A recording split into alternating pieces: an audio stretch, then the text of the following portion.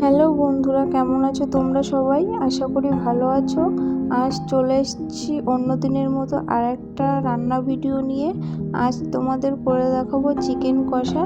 Chicken কষা করার জন্য দেখো আমার হাজব্যান্ড চিকেনটা ছাল ছাড়িয়ে ফেলে দিচ্ছে, কারণ এখানে সবসময় সব মাংসই ফ্রোজেন করা থাকে, তার জন্য আমরা ছালটা খাই না, সবসময় চেষ্টা করি ছালটাকে ফেলে দেওয়ার। ছালটা দেখো ছাড়িয়ে ভালো করে পরিষ্কার করে ধুয়ে নিয়েছি। এবার দিয়ে দিচ্ছি পরিমাণ মতো টক দই। টক দই দিয়ে দিয়েছি। এবার দিয়ে দেবো হলুদটা দিয়ে দিয়েছি। এবার দিয়ে দেবো পরিমাণ মতো লবণটা দিয়ে এবার মাংসটা ভালো করে ম্যারিনেশন করে নেব। 30 মিনিটের জন্য ম্যারিনেশন করে রেখে দিয়েছিলাম। এবার দেখো আলু কেটে নিয়েছি, পেঁয়াজ কুচি, টমেটো কুচি, কাঁচা লঙ্কা কুচি, আদা বাটা আর রসুন বাটা নিয়ে নিয়েছি। এবার গ্যাসে একটা কড়াই বসিয়ে দিয়েছি। কড়াইটা গরম হলে দিয়ে দেব একটু তেল। তেলটা গরম হলে এক এক করে কেটে রাখা আলুটা দিয়ে দেব। আর হ্যাঁ, আমি আলু বেশি দিইনি, কারণ আলুটা আমি খুব একটা পছন্দ করি না, তার জন্য আলু সবসময় সব কিছুতে কমই দেওয়ার চেষ্টা করি। আলুটা দিয়ে দিয়েছি। এবার আমি একটু পরিমাণ মতো হলুদ দিয়ে দেবো, যাতে আলুর কালারটা ভালো থাকে।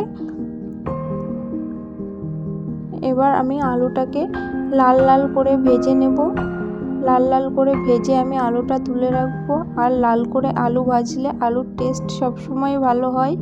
দেখো লাল লাল করে ভেজে নিয়েছি। এবার আমি আলুটা তুলে নিচ্ছি। এই তেলে এবার দিয়ে দেবো জিরা ফোড়ন। জিরাটা লাল হয়ে গেলে এবার আমি দিয়ে দেব পেঁয়াজ কুচি আর দিয়ে দেব কাঁচা লঙ্কা কুচি। আর হ্যাঁ, কাঁচা লঙ্কা কুচিয়ে দেওয়াটা আমি খুব একটা পছন্দ করি না, তো আমার হাজব্যান্ড কুচিয়ে দিয়েছে কাঁচা লঙ্কা, তার জন্য দিয়েছি।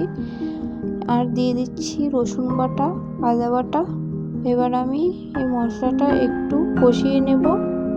মশলাটা হালকা লাল হয়ে এসছে, পেঁয়াজটা বিশেষ করে। এবার আমি দিয়ে দেব টমেটো কুচি।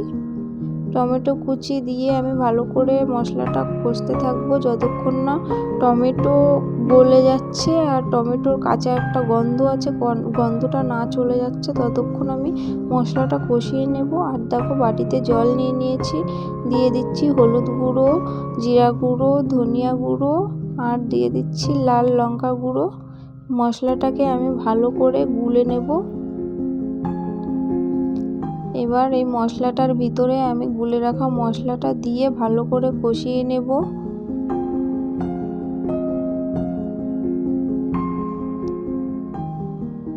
মশলাটা দিয়ে দেখো তেল ছেড়ে দিয়েছে। এবার দিয়ে দেবো ম্যারিনেশন করা মাংস। ম্যারিনেশন করা মাংসটা দিয়ে আমি ভালো করে মাংসটা কষে নেব।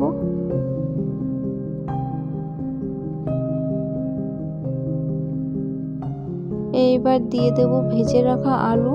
ভেজে রাখা আলুটা দিয়ে আমি ভালো করে মাংসের সঙ্গে ভেজে রাখা আলুটা কষিয়ে নেব, যাতে আলুটা হাফ সিদ্ধ হয়ে যায়।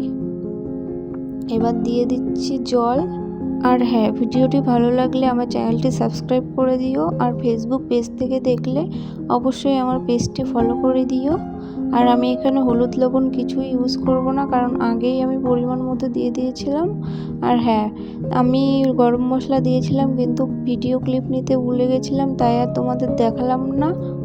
আর আজকের ভিডিও এই পর্যন্ত। দেখা হবে পরের ভিডিওতে।